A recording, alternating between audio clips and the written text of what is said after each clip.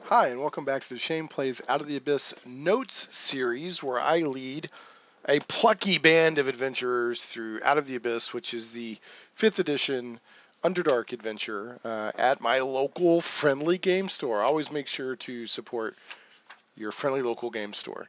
Amazon's great, but Amazon cannot provide the community or the instant in my hands that a game store can.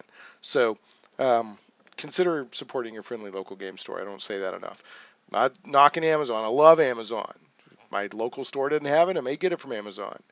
But um, but Amazon doesn't give me a place to go hang out with my buddies. So just want to point that out. So okay, um, when we left our intrepid adventurers last time, they were taking a long rest after several adventures, and I had thought they were going to go start looking into the were-rat issue, but they didn't, and we'll get into that a little bit more here in a bit. But first, I want to go through viewer mail. That's right, viewer mail. So bear with me as I put my glasses on. See that? That's why I don't wear my glasses when I record the videos for the most part, because there's all that glare. I'm sure there's some way, high-tech, a way around it, but I don't know what that may be. Maybe I'll figure it out in the future. But here we go. So viewer mail from the last episode 40. Ian Wetzel said, sitting here at work and I get a present, thanks Shane, we'll turn this on and listen like always, have a Merry Christmas. So it was like Christmas Day and they were at work and they got the video and they enjoyed it. So glad to help Ian. I actually recorded that Christmas Eve and then early into the wee hours of Christmas Day. This is the way things worked out, that last video. Um, Tien Schilperort, I hope I'm saying that right, said Merry Christmas. Merry Christmas right back to you, Tien. And he also said there were several of you, including Tien Schilperort, Rob Plummer, and Sputnik 90, all chimed in on when I was talking about the Arcana checks, because at my table, one of my players keeps saying you can only do Arcana checks or Arcana, however you want to say it, Arcana, Arcana, if you're proficient. Well, there's nothing in the 5th edition rules that say that. So I mentioned that a little bit last video, and the feedback I got on that was most people seem to say it should be a case-by-case basis. So whereas with previous, I think 3rd and 3.5 edition of D&D, you had to be proficient or trained or whatever in Arcana to use it. You could not use it untrained or unskilled. Um, with 5th edition, there's no restriction like that, but most people feel it should be a case-by-case basis. Um, Tion said, I think that the problem with Arcana should be handled in a case-by-case basis. For example, you can only attempt to roll when something about the planes, is about the planes, because most of the general populace doesn't know about that stuff. But if you roll an Arcana check for a magical trap, I'd probably let everybody roll. All right, so that was his take on it. Rob Plummer said, I agree. I have seen many DMs only ask for the check if you're proficient in the check. Makes sense to me. Merry Christmas. Merry Christmas back to you, Rob. Um, and then Sputnik 90 said, rules is written. Anyone can attempt any skill check, plain and simple. But this often makes those that train in those skills feel gimped. I agree with that. I think I mentioned in the last video that it's taking away from that specialized role that each player used to have. Phil Gimpton can often stretch the boundaries of creativity to work out how the half-orc barbarian knows some obscure bit of arcane knowledge. I've seen DMs separate technical skills, which is arcana, medicine, religion, thieves' tools, disguise kit, poison kit, etc., or he said the main culprit, so you can only roll when proficient. I've seen the other DMs put the ball in the court of players, allowing rolls if they can make a plausible case for it. I think it's a pretty good way to go. And then Sputnik also had, you should go read the comments on episode 40, talking about the Ogre Moxbane encounter design, which I talked a little bit last video. I wasn't real super happy with the amount of information provided for Ogre Moxbane. And they put a really cool alternate way of doing it and combining the cleansing of the temple in the Rock Blight with Ogre Moxbane, which in retrospect, if I would have known about that, that's probably how I would have done it. Let's see. So that's generally in general, that the consensus on Arcana checks. the people that wrote in seem to feel that, should be a case by case basis, or the player should make a case for it. I think that's probably the approach I'll take, because it just seems weird to me that certain, like medicine and arcana and those sort of things, that you probably need a little bit of proficiency in that, and I think you should get the benefit of choosing a class or spending points or whatever to get that. So that's probably the way I'm going to go with it. Anders Rollig said colors and Christmas hat. Big smile. Hello. So, and I said the Christmas spirit illuminates even the Underdark. And what Anders Rollig is talking about is last video I did it in color. Normally I do black and white for this series because we're in the Underdark, right? So I just have done it black and white, the video. But the last video to celebrate Christmas, I did it in color, and I had a Santa Claus hat on. So that's what he's talking about. So I'm glad you enjoyed that, Anders. Okay, and then finally, viewer feedback, Rob Plummer. And I was talking about the blessing of weapon on the bow. And there was a question like, if you repair half the bow and then repair the other half of the bow later and replace it, does the blessing of weapon still apply? And Rob said, I think I would make it where any bow her character comes in contact with becomes +1 for that character. And I assume he's talking about non-magical bows. I would say that the blessing is within the person's being, not itself so much on the weapon. I agree, Rob. Likewise, if the bow is given to someone else, it loses the property as transferred. That's a definite. I've actually sent a message to Christopher Perkins and Mike Merles and Jeremy Crawford from D&D to get their take on it. But I'll actually read what the blessing of weapons says. This came up in last video. We were talking about, how the blessing of weapon worked. But here's all it says. It's on page 228 of the Dungeon Master's Guide. And it says, let's see here. This is page 228, blessing of weapon enhancement. One non-magical weapon in your possession becomes a +1 weapon whenever you wield it. So do you read that as if you have 3 non-magical weapons on you at any given time, you can take any one of those, and as you wield it one at a time, it becomes +1? Or do you take that to say that anytime you have a non-magical longbow, that any non-magical longbow becomes +1 if you're wielding it? Or do you take it to say that if you have a non-magical longbow in your possession at the time you receive the blessing, then you can choose that longbow any time that you use it, inside innate, that it becomes +1. So there's 3 different ways to take it. And I took it initially as you choose a non-magical weapon that you have on your possession, on your person, at the time that you receive the blessing of weapon enhancement, and you choose that and say, anytime I use this particular weapon, it becomes a +1 magical weapon for the purposes of me using it. That's how I've taken it. But I realize that could be interpreted differently. So like I said, I welcome your further thoughts on that. And I've sent a message to some of the bigwigs at D&D to see if we can get some clarification on that. So there you go. I appreciate everybody's feedback. I'll take off the magical viewer feedback glasses now, and we'll move into the recap proper. So you got to roll with the punches as a DM department. Last week was a rare week where we had one player who always shows up, texted me, say, hey, I'm sick, not going to make it, all right. And then another player didn't show up. And they just, due to the break, they were like, really, they forgot, because they never miss. And I reached out to him and said, hey, we missed you. He's like, oh, yeah, I was on break, and I forgot. So that stuff happens. I'm not going to hold it against them. I mean, they're a long-time player that shows up every week like clockwork. So, no problem there. The stuff happens. Now, if they started missing session after session after session and had weird excuses or whatever, I might say, are you sure you still want to play?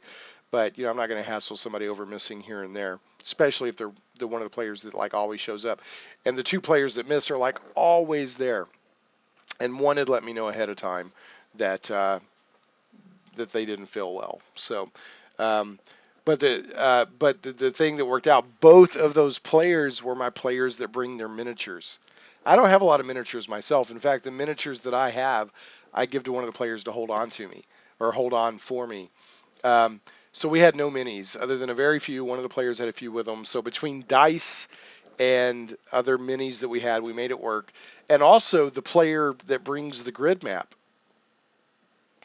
was not there. So we didn't have a map. Now I have a map, but I never bring it because this other player is so dependable and they always bring their map. And in fact, they asked a few weeks ago, I was like, do you want to hold on to this? I was like, no, don't worry about it. And sure enough, they missed and we didn't have a map, but we made it work.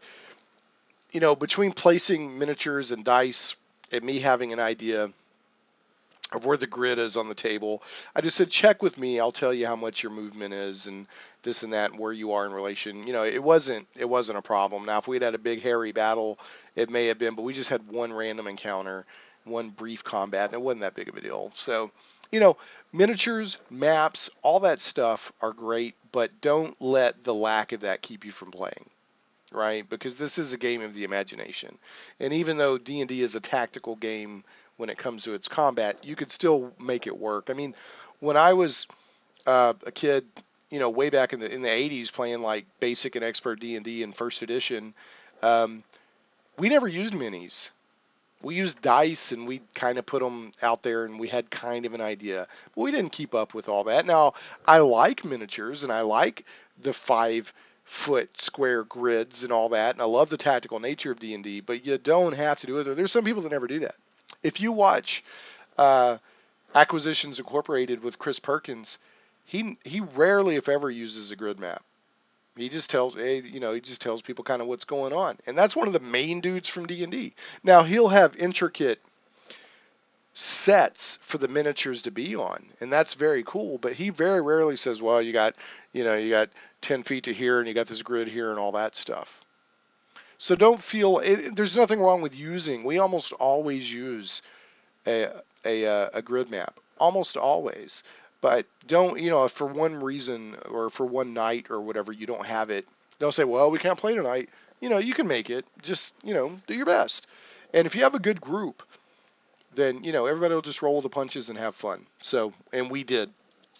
We definitely did. Another thing, I had a player whose brother used to play with us consistently, but that brother has gone off to college and just plays with us every now and then. And I'd even asked a couple times, are they going to show up for Christmas? And I was like, I don't know. I hadn't really talked to him. Well, that brother showed up at this last session saying, hey, I was glad to see him. I love the guy. I love all my players, but I didn't know he was coming. And he was like, what's the backstory now that my character, and I'm like, he's like, my character's been gone for all these months. And I'm like, I don't know. I didn't know you were coming. I said, I'm glad you're here. And I was like, I am so glad you're here, but I didn't know you were coming, so I don't have any backstory for where your character's been in all this time. I said, since you're a founding member of the group and, you kind of come in and out when you can, do your scroll, we'll just, fudge it and move forward and your character can play. But, and he looked over at his brother and he said, I told you to tell him I was coming. So, and I'm not mad at anybody. It was fine, no big deal. But that being said, if a player is coming to your session, do your DM a favor and let them know. Do your DM a favor and let them know. It helps. Most DMs like myself can roll with the punches and work them in, but we've already got a lot we're keeping up with, and we show them and go, oh, I got another player. Oh, I got to think about how I'm going to do that. Just try to help, those last minute, deer in the headlights surprises on them. That being said, most DMs, including myself, will work it in, especially if everybody's cool and and it's a previous player wanting to come back and play and stuff like that. But try to help your poor DMs, us poor beleaguered DMs. We have it so bad. Joking, of course. Okay, so another thing I want to talk about is player responsibility in the game, and what I mean by this is.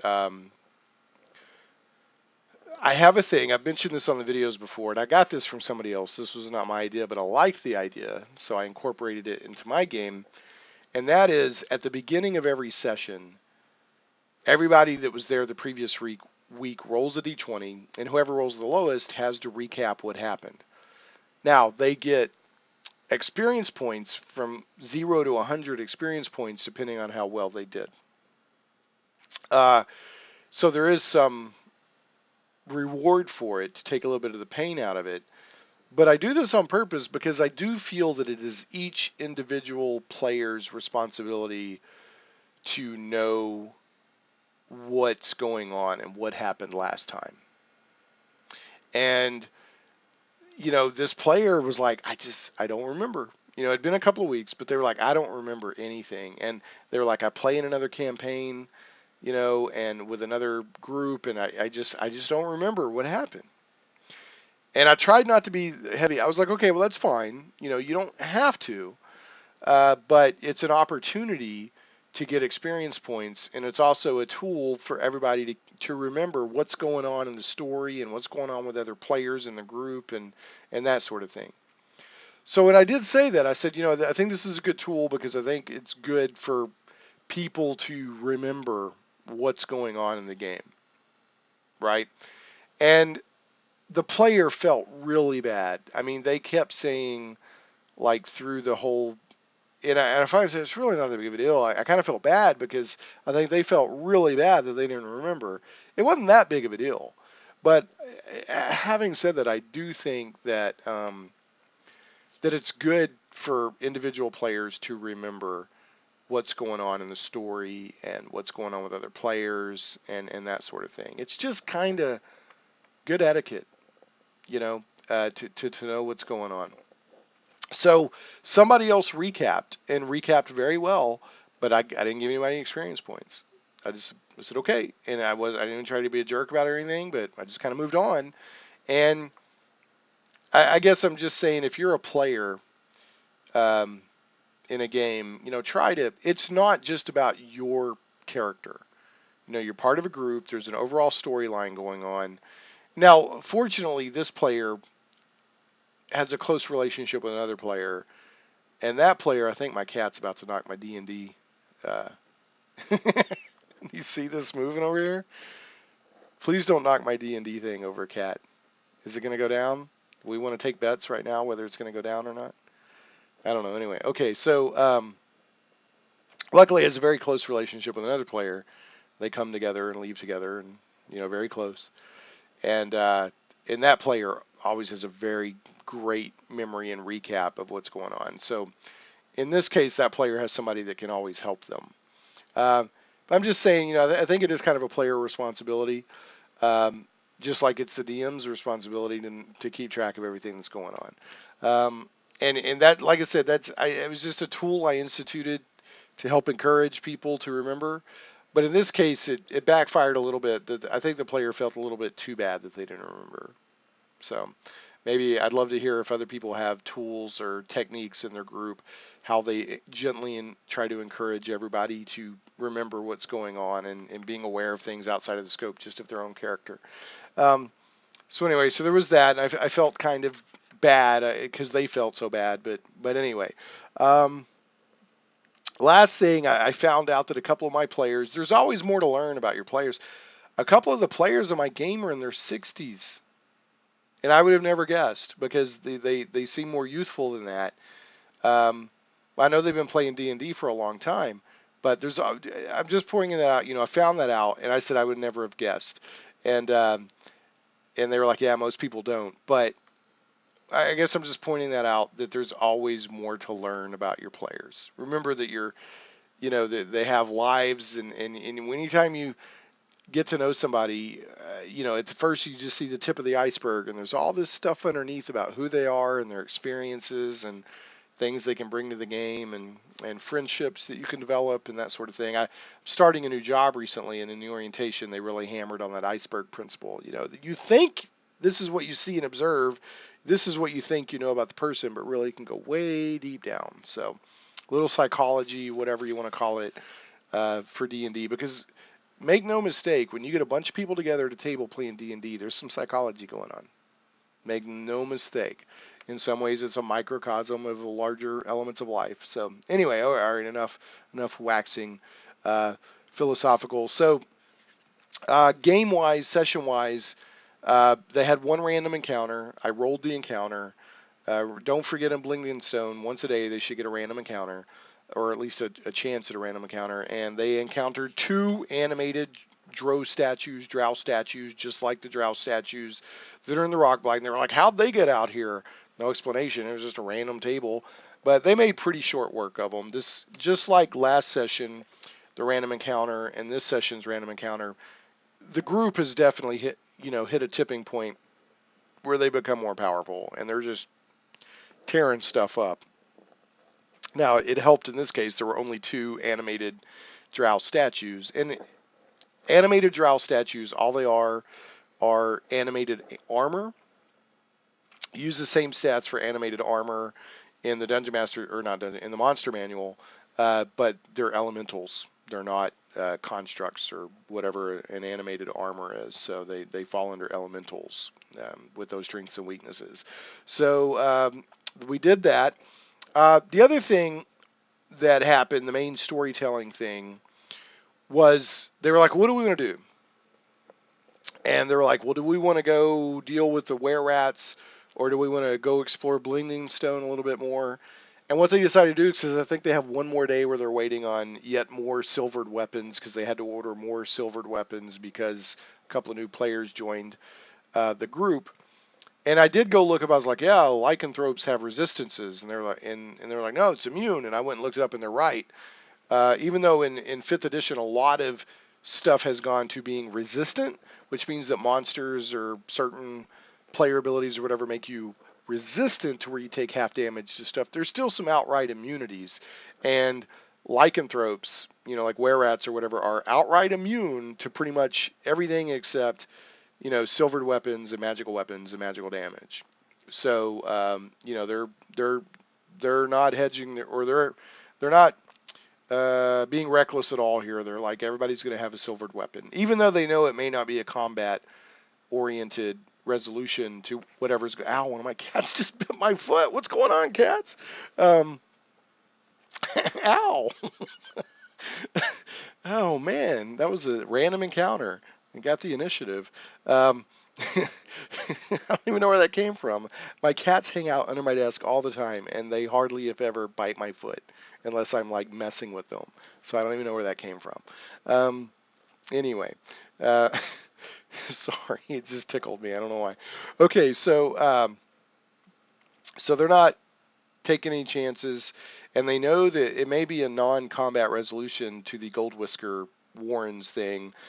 Basically, way back when they first came to Blingendstone, the Diggermatox, who are the husband and wife, basically chiefs of Blingendstone, said, we have this were-rat problem. They were kind of here before we are, but we want their space. And the king, or not the king, the chief, the male guy's like, wipe them out. And the wife's like, well, maybe there can be a different resolution here. So we'll see. But anyway, so the party's being very smart about being prepared before they go deal with that. And they're like, there's some puddings situation going on, which there is, and that's going to get much bigger as Blingendstone unfolds. The Pudding King and this crazy stuff going on, and this battle for Blingendstone that's coming up. But you got the Gold Whisker Warrens, but there's still other stuff in Blingendstone they haven't done yet. So they basically decided, look, we got like another day to kill. Let's go check out some more of Blingendstone, which I didn't see that coming. I got to be honest. I thought they would straight up to the were-rats, because they've been talking about the were-rats for a long time. So DMs, remember, the party can and most often will go a direction you weren't expecting. Happens all the time. So anyway, so one of the players was like, didn't we hear some kind of rumor about ghosts? And I was like, wow, I was actually kind of impressed, because they rolled for rumors at the foaming mug a long time ago. But here was the rumor they had heard, among others. They remembered the rumor that Blingendstone's ghost problem is getting worse, and there are even spirits haunting the catacombs. And that's the rumor they remembered, and they remembered enough of it that I went, okay, and I went and read it back to them again. Because I was kind of impressed they just pulled that out. Like, wasn't there something about ghosts in catacombs? I mean, that's been weeks since we talked about that. Maybe somebody wrote it down. I don't know. But it's one of the rumors they can get at the foaming mug. So I said, yup. And I kind of, read the rumor to him again. It's like, this is what you remember hearing. And so they were like, well, where are these catacombs at? And this led into this whole other thing that they haven't been to yet in Blingendstone.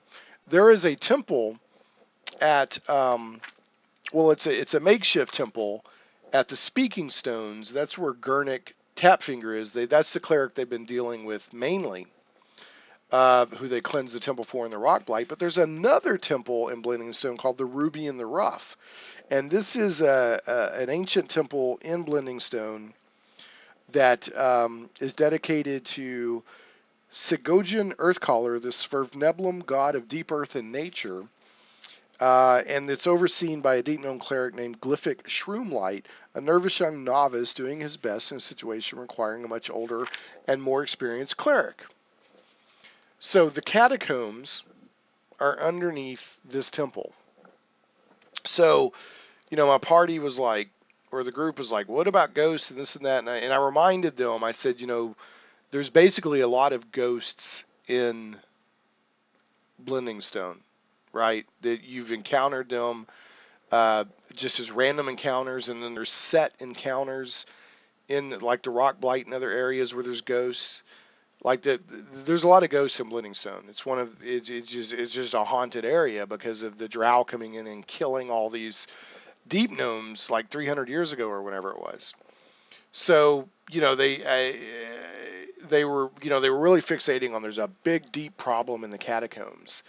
And as a DM, you should know there's not really that fundamentally deep of a problem in the catacombs. Okay, I think that remember, a rumor doesn't necessarily have to be fact. It's just something to get the party to the catacombs because there's kind of a little subplot that kicks off out of the catacombs. So, the party was thinking, well, we got to go cleanse the catacombs and da-da-da-da, when in reality, there's kind of a different thing going on. And what's going on is you've got to look in a couple of different areas in the Out of the Abyss book to talk about this. One is Burrow Wardens. Okay, and this is on page 98 and 99 of the Out of the Abyss book. It's before you get into the inner Blingendstone area. Most of the honored protectors of the Svirfneblum died during the Drow invasion, and the rest perished while protecting their people during their flight from Blingendstone to Mithril Hall. Only the memory of their valiant effort remains today, and even that is fading due to the Deep Gnomes' penchant for forgetting their own history. In the last year, a handful of Svirfneblum youths have been training in secret under the rather terrifying care of the veteran Burrow Warden Jadger, who lingers on as a ghost. In life, Jadger was an expert in the Underdark and its many denizens, as well as how to fight them. He is grooming his brightest student, Trisk Adamantelpiece, to command the new Burrow Wardens, who are preparing to announce their existence to the Diggermatox and demand recognition as the new Burrow Wardens of Blingendstone. And it also talks about ghosts of Blingendstone, although not truly organized. The ghosts of the Svirfneblum killed during the Drow attacks are an undeniable presence. Okay, the settlers have been wise enough to mark haunted burrows, but as new Svirfneblum arrive and need accommodation, space starting to become a problem. There are far more ghosts in the ruined settlement than anyone expected. Each ghost is different, etc., etc. Some are heartless, some are fully aware and hostile and dangerous. So there is a ghost situation in Blingendstone, but that's already been established with my party. Now, if your group somehow, if you're DMing this and they somehow go straight to the catacombs, it may not be as obvious that there's a ghost issue in Blingendstone, but my party's fully aware of it. And then the other thing is, on page 104, under the Area 8, which is the Ruby in the Rough in Blingendstone, talks about Burrow Warden Jadger, Jadger. Jadger's ghost greets the characters but disappears through a wall at the attack. Word quickly gets around the settlement of Venture's rudeness, negatively shifting the gnome's attitude toward the character. So, remember we've talked about before, there is that sliding scale up and down of how hostile or friendly the deep gnomes are to the party. And if you're rude to Burrow Warden Jadger, that will get around. So, Jadger speaks candidly about who he is and what happened to him. After gaining any sense that the characters are seeking information from the Svirfneblum, he asks them to perform 2 tasks involving laying other Svirfneblum spirits to rest. And he says, what I told the characters is, I said he offers to help you if you help him with these 2 issues. But what the book says is that Jadger tells the characters he will answer 1 question for each ghost laid to rest. Uh, his knowledge of the Underdark is considerable, though somewhat outdated. So, and what he does is he gives 2 quests involving laying ghosts to rest. One of them is in the Rock Blight, and one of them is in the residential area of Blingendstone. They've encountered the ghost in the Rock Blight already. They don't know it yet. My party has, and all they need to do is go get his remains and bring them back. It's the one where the ghost like attacks. It's the one that did the horrifying visage and then aged a couple of my characters and then ran into his old house. And when they went in there, they found a skeleton kind of reaching under the bed, and there was some treasure under the bed. That's one of them. They just need to go back and get the remains and bring them back to this guy. And the other one, there's a ghost that's been driven mad with grief in the residential area. They have no choice but to go fight and destroy this ghost. So he's given them both of these quests. If you go help me with these, then I'll help you with. And they don't know yet, but he's going to give them information about the Underdark. I'm not going to let him give information on how to get out yet, or at all. I don't know if he'll ever be the one that tells that.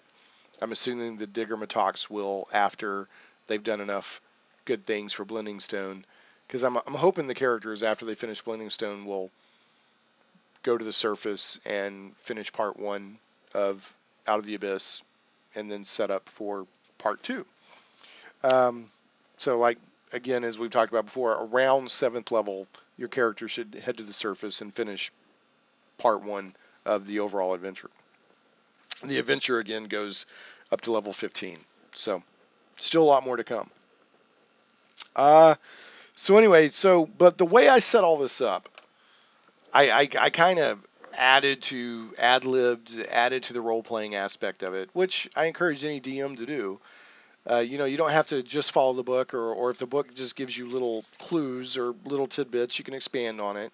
And let me just go back. When I was talking about Ogremoxbane last video, any DM, including me, should be able to take even limited information and make a rich role-playing experience out of it.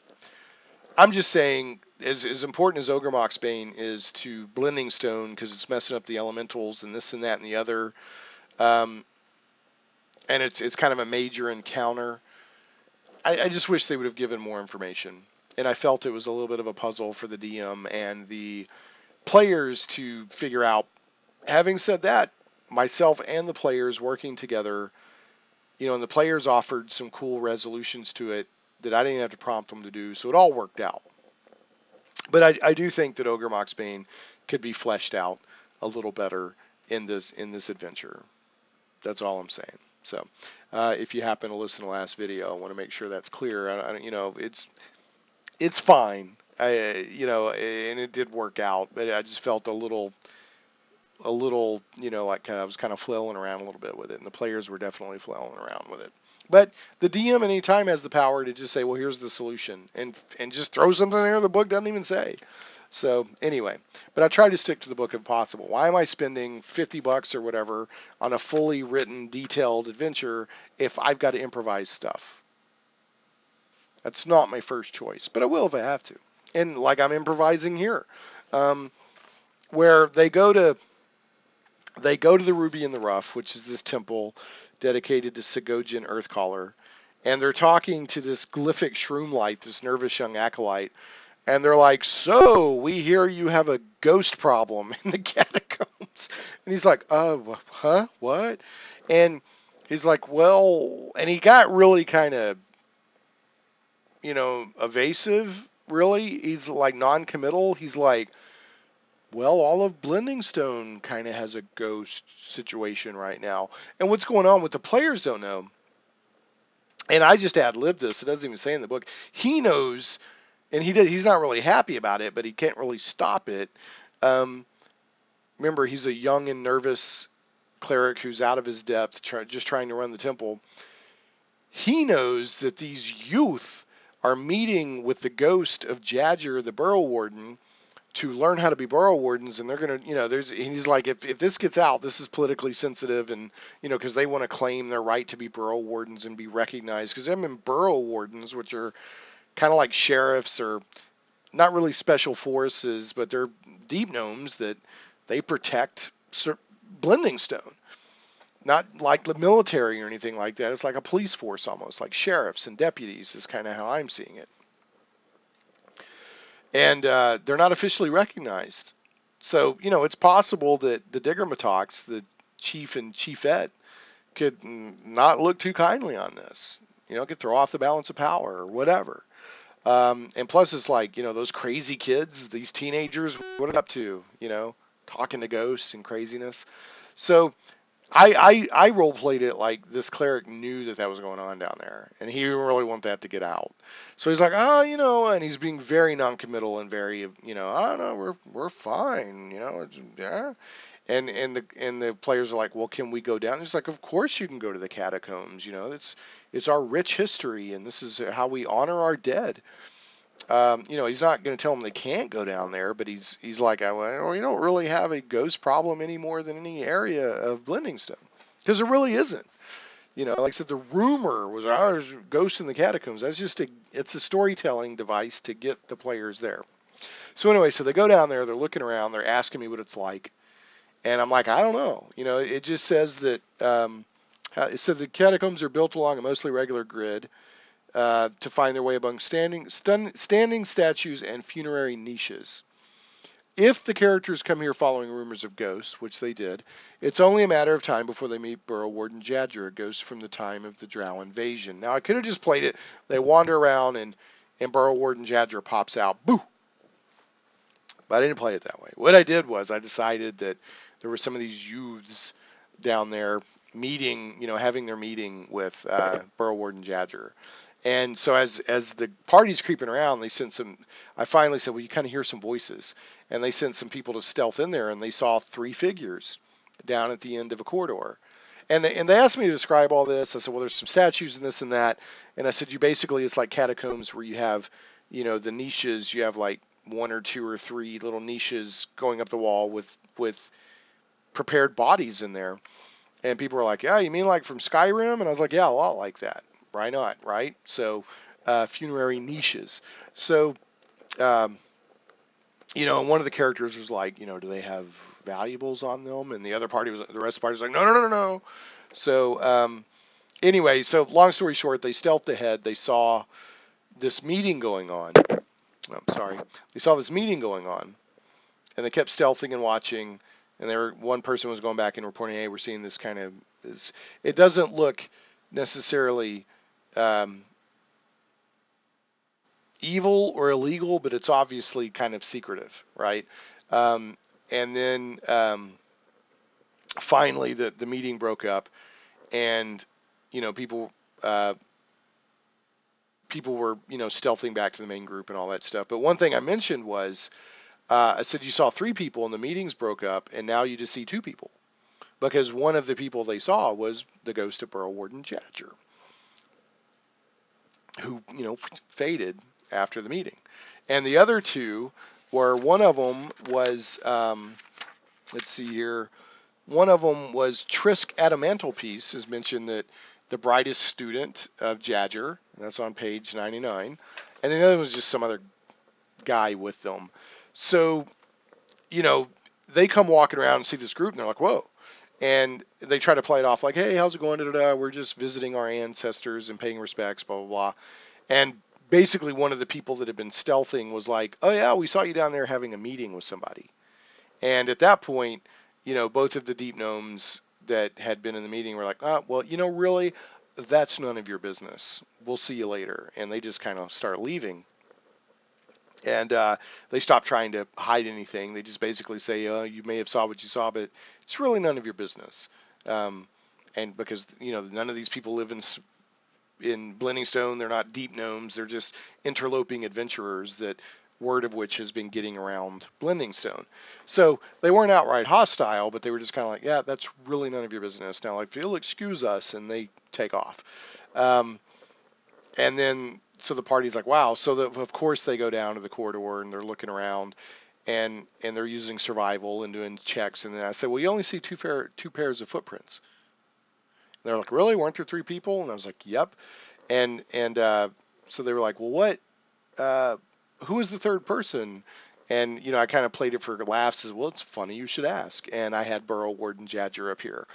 Basically told him, I'm a Burrow Warden. Here's what a Burrow Warden does. And in this group is I'm teaching these youngsters how to be Burrow Wardens, and we're soon to declare our legitimacy. And since you've stumbled on all this, I would ask you to keep that quiet. And I did have the party initially, among themselves, they decided not to attack, even though a ghost had appeared. And so I played it as a very diplomatic, polite, even pleasant at times exchange. But long story short, he gave them the 2 quests, and they said, we'll go take a look at it. And they were kind of fascinated by the Burrow Warden thing. And then they said goodbye and they left. And on the way out, they were kind of messing with that nervous priest, and one of the guys walked by and went, we know, just kind of messing with him. So that was fun. Anyway, other than that, they took a long rest. And the next day, when we come back, it sounds like they're going to either go look for these 2 ghosts on the quest they were giving, or they're going to go get their silvered weapons and go to deal with the gold whiskers, the were-rats that they've been asked to look into. So that sounds like what's going to happen next. So anyway, thanks so much for watching. I appreciate your questions and comments. I really like to hear back from folks. If you could, please leave this video a like on YouTube. That helps me a lot. Leave a comment. That helps me a lot. And if you haven't subscribed to the channel already, I really hope that you do. I appreciate that as well. So there's just definitely been just an ongoing upward trend in subscribers. I know people like this video series, and there's more to come. I'm working on a series where I'm going to take sage advice answers from the experts of D&D at Hasbro, and I'm going to start doing videos in addition to this video series where we go through and answer rules questions and lore questions and stuff like that on D&D. So keep an eye out for that. But anyway, we'll catch you next time, and I thank so much for watching Shane Plays, and Happy New Year.